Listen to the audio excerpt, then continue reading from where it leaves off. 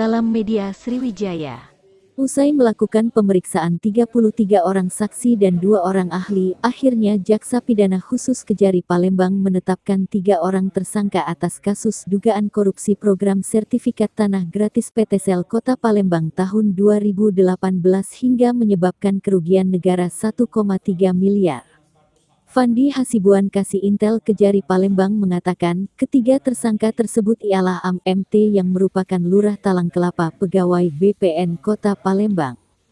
Hingga kini ketiganya sudah dijebloskan ke rutan Lapas Pajo Palembang dan akan dilakukan penahanan 20 hari ke depan guna melengkapi berkas perkara untuk persidangannya.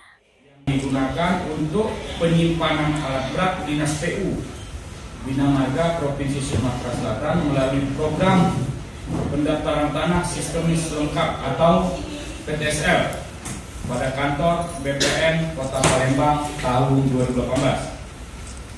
Bahwa dalam penanganan perkara tersebut penyidik telah memeriksa 33 saksi dan 3 ahli.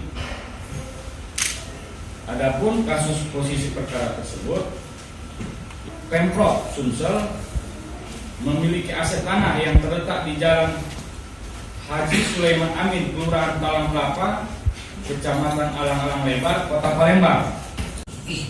Secara resmi hari ini dilakukan penahanan 20 hari ke depan. Bahwa dapat pula kami sampaikan, kerugian negara dalam perkara ini dari aset tanah tersebut senilai 1,3 miliar rupiah.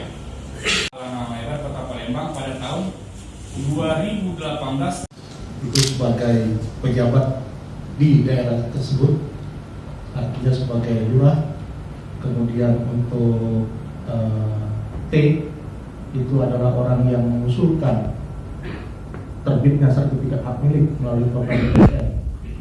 Nah, kemudian yang terakhir untuk M adalah panitia PTSL pada saat itu. Mungkin ada aliran. Bang, untuk lurah ini masih aktif apa? Udah. Saat ini masih aktif. Masih aktif. Siapa tadi siapa Bang untuk lurah? AM. Ya. AM. Ya. AM PNS itu Bang? Yang PNS BPN itu? Enggak cuma tadi AM, T sama M.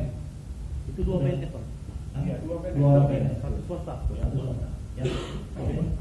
Di ini aja.